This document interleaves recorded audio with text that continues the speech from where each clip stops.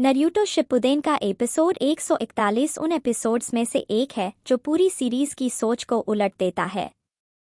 यह एपिसोड सिर्फ एक कहानी नहीं सुनाता, बल्कि यह दिखाता है कि किसी इंसान पर जब पूरी दुनिया का बोझ डाल दिया जाए तो वह अंदर से कैसे टूटता है। इस एपिसोड के बाद इताची उचिहा सिर्फ एक विलेन नहीं रह जाता, बल्कि एक ऐसा किरदार बन जाता है जिसे समझना आसान नहीं है। एपिसोड की शुरुआत मदारा उचिहा की शांत लेकिन भारी आवाज से होती है। वह सासुके को उस अतीत की कहानी सुनाना शुरू करता है जिसे सालों तक जानबूझकर छुपाया गया था। मदारा बताता है कि जब नाइनटेल्स ने लीफ विलेज पर हमला किया था तब पूरे विलेज में डर और शक फैल गया था। इतने बड़े स्तर का हमला किसी आम निंजा के बस की बात नहीं थी, इसलिए विलेज के बड़े अधिकारियों ने तुरंत अंदाजा लगाया कि इसके पीछे कोई बेहद ताकतवर शक्ति है। जल्दी ही शक उचिहा क्लान पर गया। वजह साफ थी, शारिंगन। नाइनटेल्स जैसे बीस्ट को कंट्रोल करने की ताकत सिर्फ शारिंगन के पास मानी जाती थी। इसी शक ने उचिहा क्लान की किस्मत बदल दी। लीफ विलेज के लीडर्स ने धीरे धीरे उचिहा क्लान को विलेज से अलग करना शुरू कर दिया। उन्हें विलेज के बाहरी इलाके में बसाया गया, जहां हर समय उन पर निगरानी रखी जाती थी।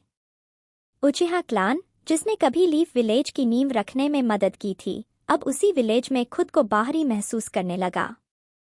यह भेदभाव सिर्फ जगह बदलने तक सीमित नहीं था, बल्कि फैसलों में भी उचिहा क्लान को लगातार नजरअंदाज किया जाने लगा। यही कारण था कि क्लान के अंदर गुस्सा और असंतोष बढ़ता गया। मदारा आगे बताता है कि विलेज को उचिहा क्लान के अंदर की हर हलचल की जानकारी चाहिए थी। इसलिए उन्होंने एक स्पाई भेजने का फैसला किया, और वह स्पाई कोई और नहीं बल्कि इताची उचिहा था। यह बात सासुके के लिए किसी झटके से कम नहीं होती। वह अपने भाई को हमेशा एक आदर्श निंजा मानता आया था। मदारा सासुके को समझाता है कि उस समय सासुके बहुत छोटा था। उसे सच्चाई समझने की उम्र ही नहीं थी। असलियत यह थी कि उचिहा क्लान के लीडर फुगाकू उचिहा और कुछ सीनियर मेंबर्स विलेज के खिलाफ विद्रोह की योजना बना रहे थे। उन्हें लगता था कि उचिहा क्लान को जानबूझकर सत्ता से दूर रखा जा रहा है और उनके साथ अन्याय हो रहा है। इताची को अनबू ब्लैक ऑप्स में शामिल किया गया। बाहर से देखने पर ऐसा लगता था कि वह अपने पिता की योजना में शामिल है, लेकिन अंदर ही अंदर वह एक बिल्कुल अलग लड़ाई लड़ रहा था। मदारा बताता है कि इताची एक डबल एजेंट था। वह एक तरफ विलेज को क्लान की जानकारी देता था ताकि विद्रोह रोका जा सके, और दूसरी तरफ अपने क्लान को शांत रखने की कोशिश करता था ताकि खून खराबा न हो। इताची पर बहुत कम उम्र में बहुत बड़ा बोझ डाल दिया गया था। एक तरफ उसका परिवार, उसकी माँ बाप, उसका छोटा भाई सासुके, और दूसरी तरफ पूरे विलेज की शांति। यह फैसला कोई बच्चा नहीं ले सकता, लेकिन इताची को मजबूर कर दिया गया।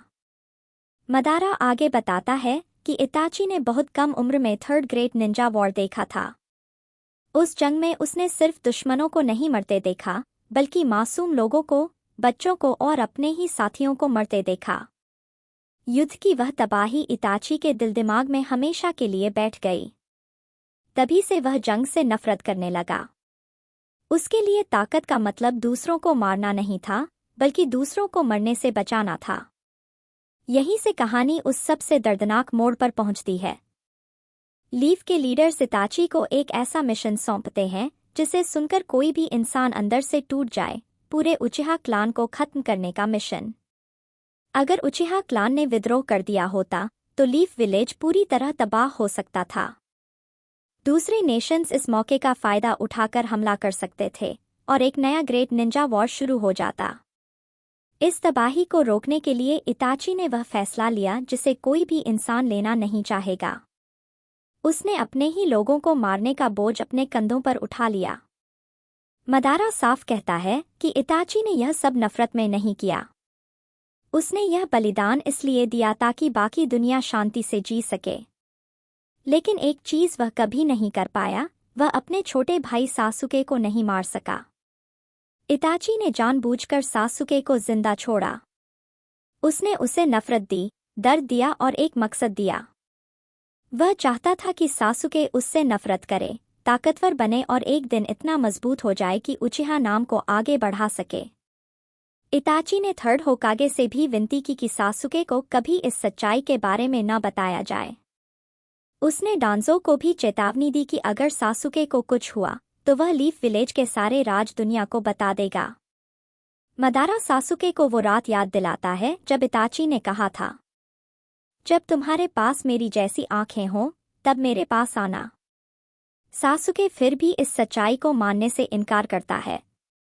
वह कहता है कि इताची ने उस पर मंगेक्यो शारिंगन का इस्तेमाल किया था। मदारा जवाब देता है कि अगर इताची सच में सासुके को मारना चाहता तो वह कब का मर चुका होता। फिर हमें दिखाया जाता है कि कैसे इताची ने ओरोचिमारू को हराकर सासुके को कर्स मार्क से भी मुक्त किया। यह सब पहले से प्लान किया गया था। इसके बाद सासुके को अपने बचपन की यादें आने लगती हैं, जब वह इताची के साथ खेलता था, जब वह उससे जुत्सु सीखने की जिद करता था और जब हर बार इताची उसके माथे पर उंगली से टैप करता था और कहता था, फिर कभी। आखिरी याद में इताची सासुके से कहता है, मुझे माफ करना सासुके। लेकिन यही सच है। प्रेजेंट में सासुके पूरी तरह टूट जाता है। उसे समझ आता है कि इताची ने पूरी दुनिया की नफरत अपने ऊपर ले ली थी, सिर्फ इसलिए ताकि वह जिंदा रह सके। दर्द और गुस्से के साथ सासुके एक नया रास्ता चुनता है। वह टाका नाम की टीम बनाने का फैसला करता है और उसका अगला लक्ष्य बनता है लीफ विलेज। इसी भारी भावनाओं, टूटे विश्वास और कड़वी सच्चाई के साथ यह एपिसोड यहीं खत्म हो जाता है। प्लीज